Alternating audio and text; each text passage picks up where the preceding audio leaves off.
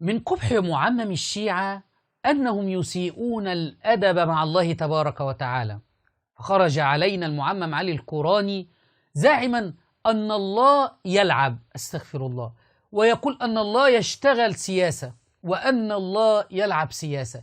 والله يسيئون الأدب مع الله ولا يستطيعون قول هذه الإساءات على الأئمة، هؤلاء عابد البشر. شاهدوا علي القراني. هذا يكشفه.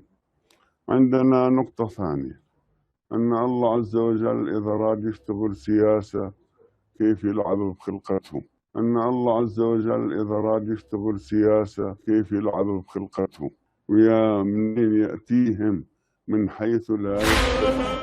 ما تعودنا من أمثال القرآن هذا وغيره من هذه العمائم، وما رأينا منهم إلا الدجل والكذب والتدليس، عمائم مزيفة.